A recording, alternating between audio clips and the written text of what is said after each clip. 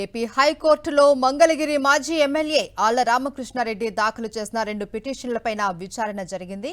Amaravati inner ring road alignment కుంభకోణం కేసును సీబీఐకి ఇవ్వాలి అని దాఖలైన పిటిషన్తో పాటు ఆ కేసును ఎమ్మెల్యే, ఎంపీ ప్రజాప్రతినిధుల కోర్టుకు బదిలీ చేయాలి అన్న పిటిషన్పై విచారణ జరిపింది.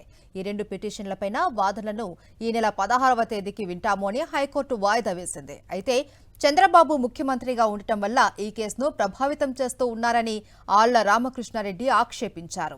చంద్రబాబు తప్పు చేయకపోతే తన తరపున వాదనలు వినిపించడానికి ఢిల్లీ నుంచి పెద్ద పెద్ద లాయర్లను ఎందుకు పెట్టుకున్నారు అని ఆళ్ల రామకృష్ణారెడ్డి ప్రశ్నించారు.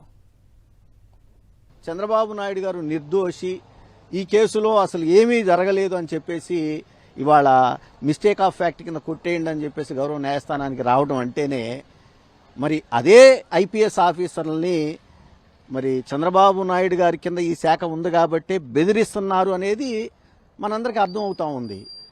తప్పు చేయలేదు, నిష్పక్షపాతంగా ఈ కేసును దర్యాప్తు చేయండి, జరగనివ్వండి అనేది కనుక చంద్రబాబు గారి వాదన అయితే ఆయన ఈ కేసుల నుంచి ఆయన వాదించడం వదిలేయాలి. న్యాయస్థానం తన పని తాను చేసుకుపోద్ది.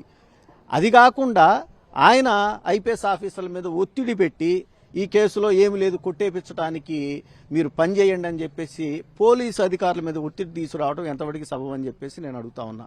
కాబట్టి ఏదేమైనా ఇవాళ గౌరవ న్యాయస్థానము మరి సిబిఐకి అప్పచెప్పండి, సిఐడి చేయడానికి వీల్లేదు అన్న దాన్ని పరిగణలోకి తీసుకొని ఈ నెల 16వ తారీఖుకి వాయిదా వేసింది. కాబట్టి ఖచ్చితంగా న్యాయస్థానం న్యాయానికి నిలబడుద్దని చెప్పి నేను భావిస్తా ఉన్నా.